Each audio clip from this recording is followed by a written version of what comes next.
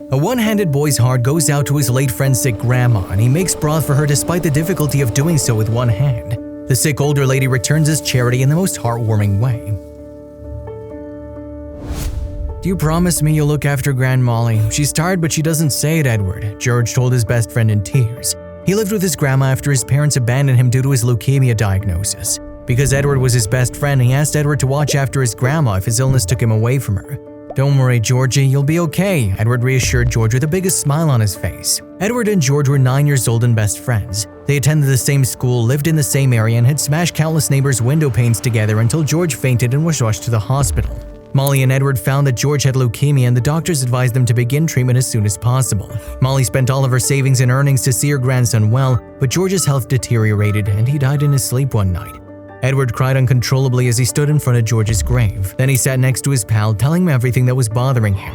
2 years ago, Edward and his mother were involved in a terrible car crash, and unfortunately, she died before she could make it to the hospital. Edward, on the other hand, survived but lost a hand. For a 7-year-old, that wasn't easy. Then another tragedy struck the young boy's life and his father abandoned him. Edward was left with his widowed grandmother who was raising him alone. Because Edward was one-handed, everyone in his class teased him. None of the kids befriended him except George. He was the only friend Edward had, and he died too soon. That broke Edward on the inside. "Remember when Daddy left me, he said I was unlucky. Everyone I loved died," Edward sobbed to his grandma Agnes one evening. Wiping his tears, the older woman hugged him close. "I bring bad luck, Grandma. I do bad things to people, so God punished me and took away my hand. I used to love playing violin, but now I can't play anymore." Only Agnes knew how difficult it was to keep her tears at bay when Edward said that. "You see, God had 2 options," she explained. "He could give you a beautiful life to live, but he would have to take something away from you, or he could take your life. God wanted you to live happily ever after, so he gave you life. But you know God sends us troubles to make us stronger. My grandson is the strongest boy I know. He can do all that other kids his age can do. Having only one hand makes you special." Edward spent the rest of the evening discussing his concerns with Agnes, and she answered his queries wisely. Edward had stopped crying by dinner time and went to bed calmly. Agnes switched off his bedroom lights and left his room. After school the next day, Edward went to Molly's house and knocked on her door. The older woman was bent and always walked on her cane, so she took some time answering. Once she appeared on the doorstep, Edward noticed Molly looked sick. "Grand Molly, you all right?" he cried. "Oh, I have some slight fever and a cold, Edward. Come in, are your classes over?" "Yes, Grand Molly," Edward replied as he went in. "But you look so… Oh, you remind me of my Georgie," she cut him off sweetly. "He also used to worry about me so much. Have a seat, I'll get you some cookies and milk." As Edward sat in the living room waiting for the cookies, he saw Molly had trouble moving around the house. She seemed very pale and weak, and he was worried about her. When Edward got home that afternoon, he couldn't get Molly's pallid face out of his mind. He decided to make her the special soup his mother used to make for him whenever he fell sick. He didn't bother Agnes because she was napping in the afternoon. He found his mother's cookbook in her bedroom drawer and carefully followed the recipe. Being one-handed, it wasn't easy for little Edward to stir the soup properly, but he didn't give up. Agnes had told him he was special because he could do everything with one hand. But sadly, Edward was stuck halfway through the recipe after tasting it. There's less salt. Does Granny Molly eat less salt? Grandma eats less salt too, so maybe it'll be okay."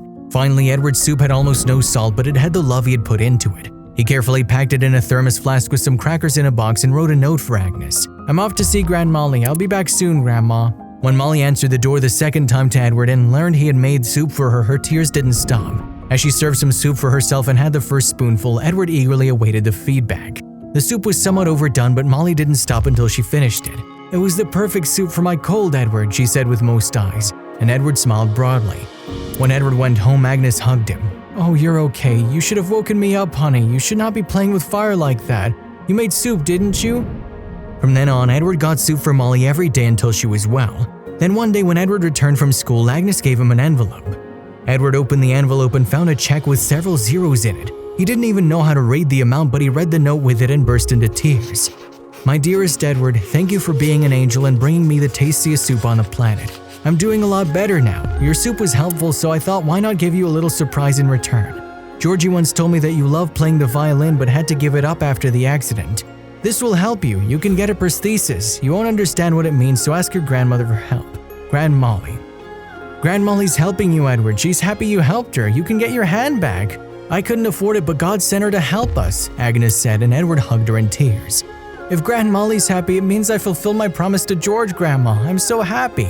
After getting a prosthetic arm, Edward was able to learn the violin again. With time, he grew more in love with music and decided to pursue a career in it. and when he fell short of funds for college, Molly stepped in to help him. Today, Edward is a famous musician in his town, and it became possible because two Boysen grandmothers assisted each other like family. Edward became Molly's grandson after George left her and fulfilled his promise to his late friend.